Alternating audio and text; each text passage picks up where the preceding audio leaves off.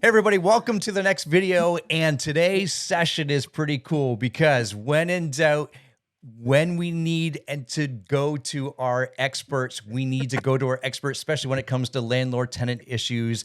And we have one of the best in the GTA, and we are going to talk to her about what happens when we buy a home that's already tenanted. There's a lot of questions, a lot of things that come up with that. So we're going to dive into it right after the intro.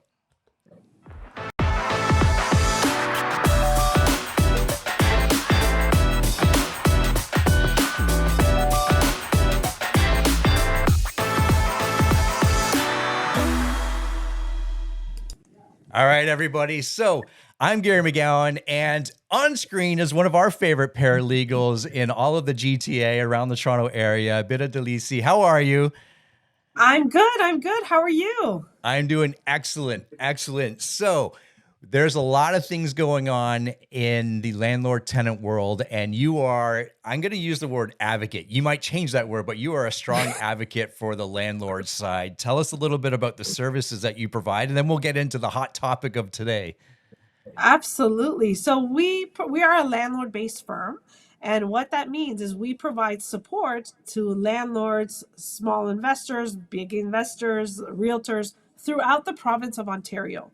So because the board has gone virtual, we are able to service all of Ontario now. And in the areas we work mainly for is non-payment of rent, late payment of rent, when a property is sold, if a tenant doesn't want to vacate, we are your guys I love or it. girl. And yeah, amazing team. How about that? And being a landlord for 15 years, I I know, and as much as we want to think, hey, tenants pay on time 100% of the time, and we know that's not reality, and that's why businesses like yours and services like yours are so important to have at our fingertips, right, Bita? You got it. You know what? I even have issues with my own tenants. So I'm a landlord myself, and that's how I relate to landlords. I know the struggles. And I haven't had any problems for almost 20 years until just last year. So I'm going to share that story with you guys. Oh, I love it. Okay, do you want to dive into it? Like I know our topic Yeah. today is I'm as a buyer, I'm buying a property that's tenanted, and we're going to answer that question. But I'd love to hear your story of the day. Well, I have a tenant who resided in one of my units, and she was on assistance. So her rent was covered by the city, which was not the problem. The rent was not the problem. Now, she was on certain type of medication that actually hardened her stool. So when she went to the bathroom, it hardened her stool, which I didn't know that there was medication that did that, but now I do. Her apartment was on top of a commercial property, commercial unit, and which was a toy store at the time.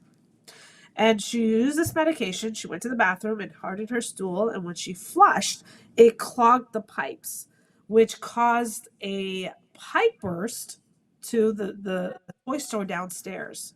And there was $70,000 worth of damages. Oh, baby. And then this tenant just began to down spiral. She started cooking meth from her unit. Oh, yeah. And meth and cocaine, and she had people coming in. Like, she had, I would say, 35 people coming in and out of her unit within 35 minutes. 30, Wow. 35 minutes. We finally got her evicted, but there was in excess of $35,000 in damages. Mm-hmm. Damages. And her being on social assistance, well, what are you going to go after? Right? Complete write off. So I even have issues with my own tenants. It doesn't matter how you vet them in the beginning, right? You can be 1,000% sure. You can cross your T's and dot your I's. After they move in, it's a whole different ballgame.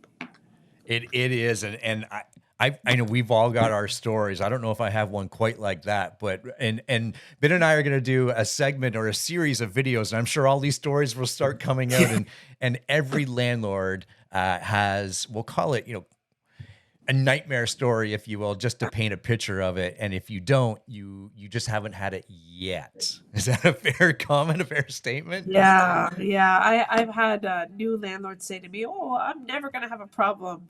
Yes, you will. If you want to be in the real estate game for the long haul, you definitely will come across some issue. Yeah, yeah. I think, and that's what, videos like this and the information that you provide a lot to your clients and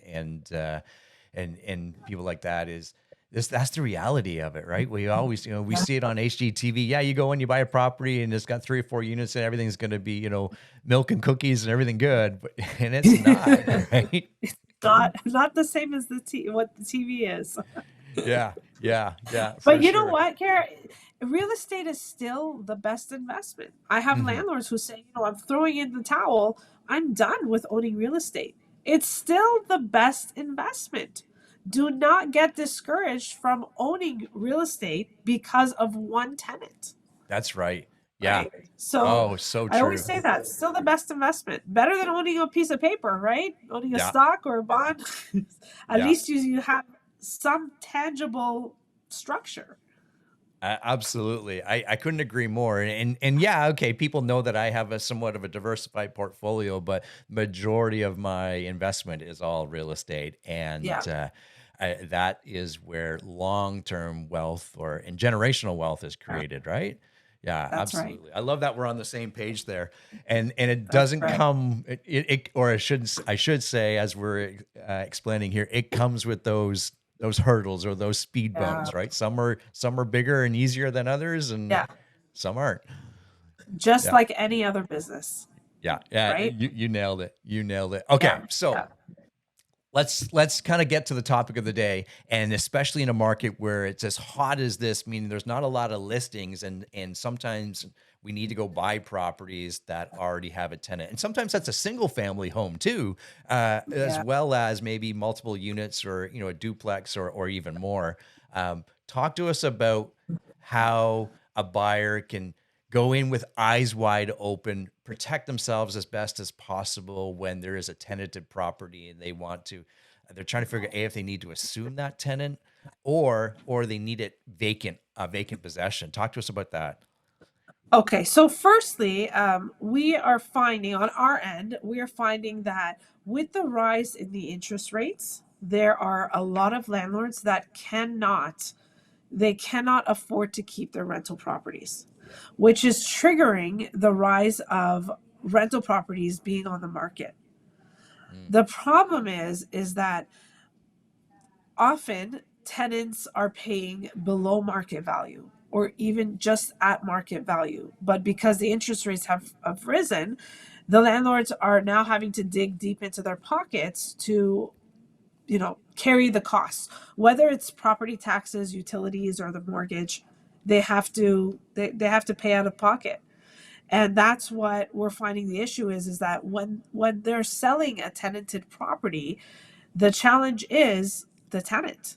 If you have an uncooperative tenant, it can really impact when your property sells and if your property sells.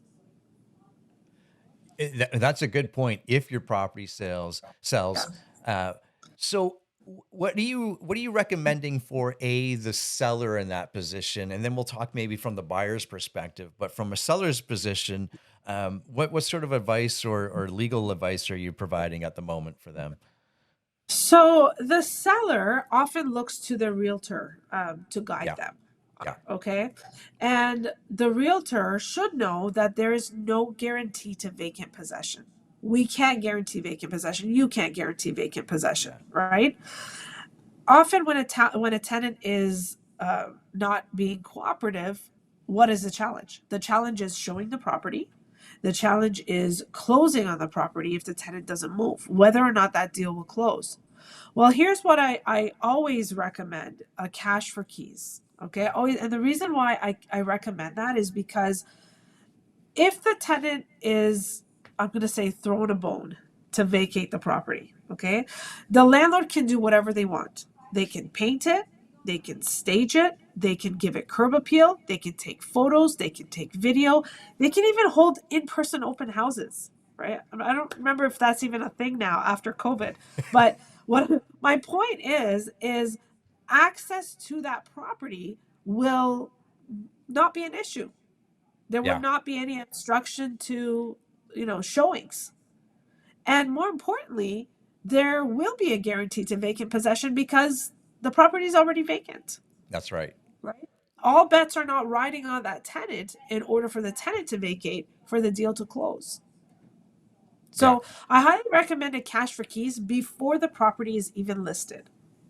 Yeah, I agree with, I wholeheartedly agree with that. And we all know, and just from the sake of ease of everything, of course, it makes sense to show a vacant property. It's so much easier Yeah. to sell and advertise and market a vacant property, especially if we're talking a single family home or even a 2-unit home. Maybe Yeah. you're living in the main floor with a tenant in the basement or wherever, however that is created. and and having that conversation even before you hit the listing is so much easier. And we know that we don't live in a perfect world. So when we don't live in a perfect world and we have to list with that tenant, but having that conversation, as you said, Bita, is, the cash for keys, you might think, oh no, there's no way that can work. It does work, right? Yeah. Oh, yeah. More than you even know. Just to give you an idea, the cash for keys, we did about 472 last year. Wow, And really? That's more than one a and day. more than one a day. Yeah. And only one tenant was an issue. So 471 tenants vacated because they got something out of it. And remember, what's in it for me? People don't care about, the seller. I mean, why am I going to have to move, incur costs, pay more in rent? Why? Because this guy wants to sell the property and cash out at the peak of the market? That's the tenant's mentality, Yeah. right? Yeah. And that's why, and I always say it's often better to throw a little bit of a bone to the tenant, get them out of your way Yeah. No, so you I can do what love you it. have to do. I love it. And I know what people are going to be thinking to themselves automatically is, okay, well, how much is that? And I'll say to you, our viewers, and I'm sure Bita, you'd say the same. Every situation is going to be different, Yeah. right?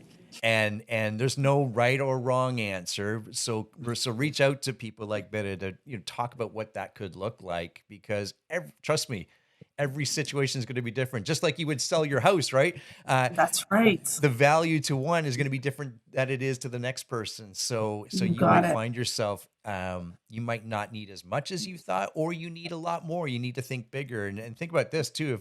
If I'm selling my home, I've owned it for 5 or 10 years, I have a tremendous amount of equity. But if I'm stopping to pick up the pennies to go reach that equity, right? I'm I sure you always use that. say, you know what I always say? I always say, don't jump over the nickel to pick up the dollar. I like it. Right? Don't do that. It I won't like happen. it. Or Yeah. no, sorry. It says, don't jump over the dollar to pick up the nickel. Pick up the nickel. Yeah. You Yeah. got it. But we get it though. We get it. Right. So we get so focused on, you're trying to tell me I got to give X to my tenant Oh, today. Yeah. But tomorrow you're going to receive this, right? that's right. Yeah. Yeah. Yeah. That's right. That's Yeah. right. And most landlords, if they treat real estate, if they treat their investment properties as a business, they get it. Yeah. It's the landlords that see money out as money out. They're the ones that need a little bit more massaging, I would say. Yeah. No, that's a great point. Right? That's a great point.